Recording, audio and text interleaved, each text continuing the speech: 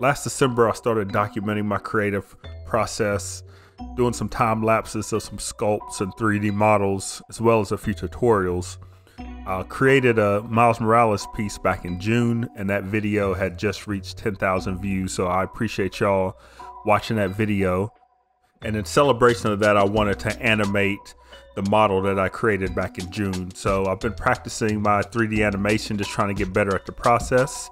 But if you want to learn how I created the original model, you can check out the link in the description below where I link to the video that you see on screen now. But let's get started with the animation. When I originally made the model, it was just a static pose of Miles Morales standing in the scene. And then I had the idea of kind of playing off the Jordans that he wears and have him like go sneaker shopping and holding a bunch of different boxes. So that was basically my starting point for this piece. And then I have the Rigify rig already set up from using AccuRig when I previously made this model. So what I started to do was add some basic motion to the character itself, and then I started to animate the shoe boxes as well as the shoes falling.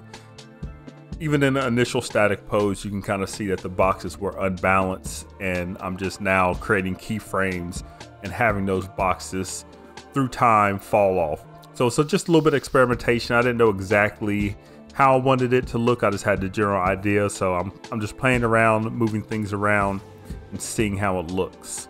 I did have to go back and render it a few times because it didn't quite look how I wanted to once I composited all the footage together and dropped it into After Effects.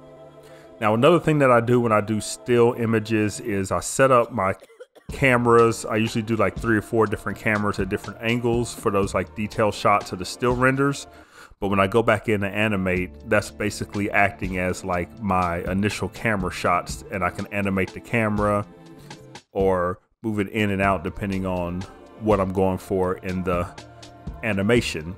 Now for the animated shot of his head, what I did was I added an empty and placed it where his head was, and then I tracked the camera to that empty so that it can kind of pan around and keep focused on his head.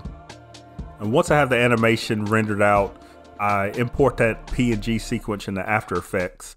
And what I'm doing here is doing some color grading, and I usually keep it simple. So the only thing I really use is the curves, the Lumetri color, and the selective color. So I'll add a slight S curve with the curve to kind of get a little bit more punchy contrast in there. And then I use the selective color to boost the blues a little bit and kind of remove some of those yellowish tones. Then within the Lumetri color, I'll use that for the vignette. And then finally, I'll add a little bit of noise. So once I get my animation sequence complete and color graded, I export that out, and then I'll drop it onto my tablet to use a program called FlipaClip. So FlipaClip is available on iOS and Android, and it's essentially a hand-drawn animation tool.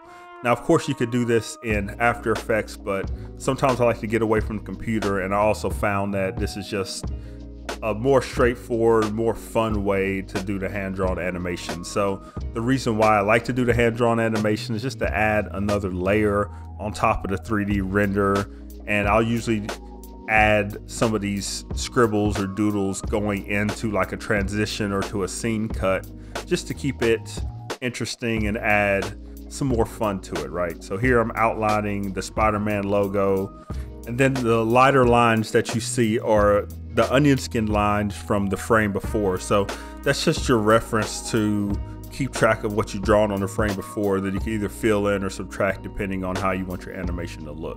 So once I finish up my hand-drawn animation, scribbles or doodles, I put that back into After Effects over the footage and then create my final composition, and it turns out looking something like this. Thanks for watching.